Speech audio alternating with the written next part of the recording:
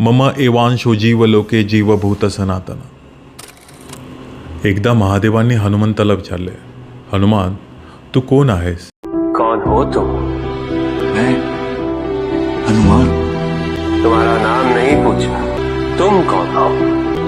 अंजनी सुत, केसरी नंदन, पवन पुत्र. तुम्हारा वंश नहीं पूछा, तुम कौन? वानर. तुम्हारी जाति नहीं पूछी हनुमान, तुम कौन हो?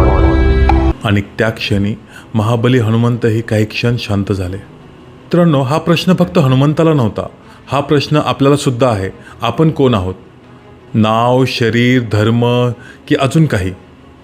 एकेकाळी जगातील महान तत्त्वज्ञ ऑरिस्टॉटल म्हणायचे, मानवी शरीरातील हृदय हे सर्वात महत्त्वाचं आहे. पण काळ बदलला. शास्त्रज्ञांनी सांगितलं, नाही, मेंदू सर्वात महत्त्वाचा आहे. सन 1628मध्ये विलियम्स हार्वे यांनी रक्तभिसरणाचा शोध लावला आणि जगाला समजलं हृदयाचं काम फक्त रक्त पंप करणे आहे. मग आलं 1953 साल. जेम्स वॉटसन आणि फ्रान्सिस किक यांनी DNAची रचना जगासमोर आणली आणि मग जगाला वाटलं की बस, आता उत्तर मिळालं, DNA सर्वात शक्तिशाली आहे. पण थांबा, स्टोरी इथं संपलेली नाही आहे. आणि काही वर्षांनी शास्त्रज्ञांनी आपल्या शरीरात परत डोकावून पाहिलं आणि त्यांना दिसलं, त्याने संपूर्ण जगाला आश्चर्याचा धक्का बसला. आपल्या पोटात लाखो नाही, कोट्यावधी नाही, तर लाखो कोटी जीवाणू राहतात आणि त्या प्रत्येक जीवाणूमध्ये स्वतःचा DNA आहे. आज विज्ञान सांगतं, हे जीवाणू तुमच्या पचनावर प्रभाव टाकतात, तुमच्या मूडवर प्रभाव टाकतात, तुमच्या झोपेवर प्रभाव टाकतात आणि काही प्रमाणात तुमच्या विचारावरही प्रभाव टाकतात. शास्त्रज्ञांनी विश्वातील एका सूक्ष्म कणाला गॉड पार्टिकल असं नाव दिलं. पण त्याच्याही पलीकडे काय आहे याचं उत्तर अजूनही सापडलेलं नाही.